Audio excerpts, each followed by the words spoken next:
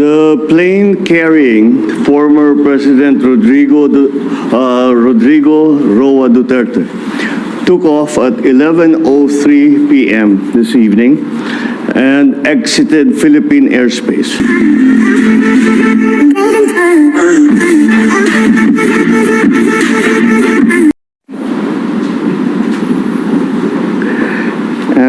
Good evening, everyone. I'm sure you know the subject matter of our little meeting today, this evening. The plane carrying former President Rodrigo Roa Duterte took off at 11:03 p.m. this evening and exited Philippine airspace. The plane is en route to The Hague in the Netherlands, allowing the former president to face charges of crimes against humanity in relation to his bloody war on drugs.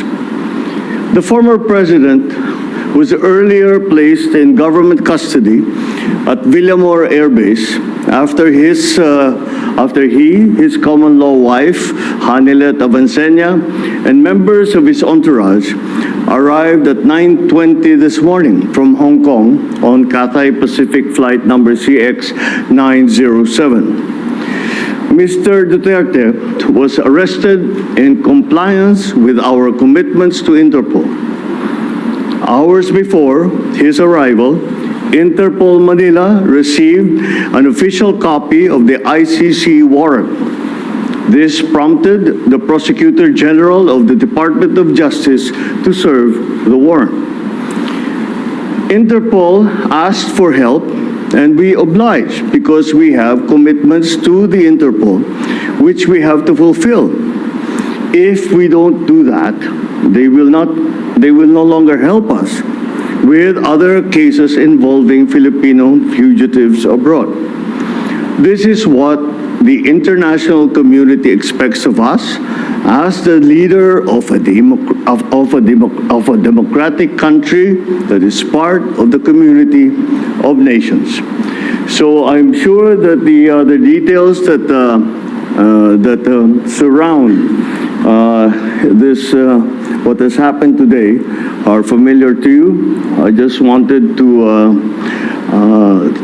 make very, very clear and give you the facts from for the departure of former President Duterte from the Philippines. Thank you. Thank you very much, Mr. President. Kanina po ay nagpaabot ng tanong ang mga miyembro ng Malacanang Press Corps at atin po itong sasagutin.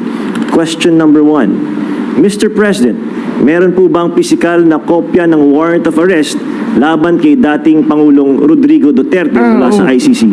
Oh, meron. This came in. Actually, it came in. I received it from Secretary Remulla. I received it at 3 a.m. last night, and I looked at it, and we went back and forth. 6:30. He wrote me again and he said, we have it already. We have the warrant of arrest from Interpol. And I said, okay, we'll put all our plans into place and sige, let's proceed as we had discussed. Now, that's what's happened.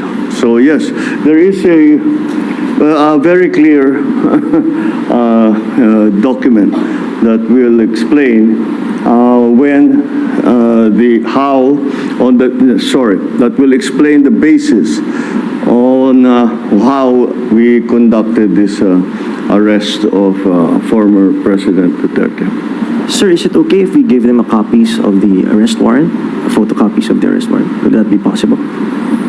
Do we have limitations on that? We have the limitations, but we can... We have here the SILG, who has been, of course, part and parcel of the entire operation. We will provide the PCO with a digital copy. It has been attested by the Secretary of Justice and the Department of Justice as a lawful and legal warrant. We will publish it after this press conference, and you can use it as reference. These are, it's very simple. It's a request to the Philippine government from Interpol to enforce the arrest warrant. And of course, we comply with our commitments to Interpol. We did not do this because it was derived from or it came from ICC. We did this because Interpol asked us to do it. And we have commitments to them, and we lived up to those commitments. Sir, thank you, sir. Second question, sir. Mr. President, sinasabi ng kampo ni Fprrd na unlawful arrest daw itong ginawang pag-aresto sa kanya. Well, we followed every single necessary procedure. We had a very good basis on which to serve that warrant and to read him his rights. We followed all the legal procedures that are necessary. So I'm confident that if in further examination, you will find that it is proper and correct. Sir, third question from the MPC. Mr. President, may violation ba ito sa ating soberanya, itong pagkaka-aresto kay dating Pangulong Duterte? No. Bakit naman? Dahil consistent naman tayo. Hindi tayo tumutulong sa investigasyon ng ICC. Wala tayong meron tayong contact sa kanila, natural. Pero no, not on an official level. We didn't help them in any way. The arrest that we did today was in compliance with our commitments to Interpol. It just so happened that came from ICC. But it's not because it came from ICC. It's because it came from Interpol. Pang-apat po na tanong, Mr. President, sinasabi po nila na ito ay political persecution lamang at may kaugnayan din daw sa 2028 elections. Okay, well, I'm sure sasabihin nila yan. But this case started in 2017 when we were still members of the ICC, and it was during the time of former President Duterte. So I don't see how that can be political persecution on my part, because it was initiated before I even came into the picture. So that would seem.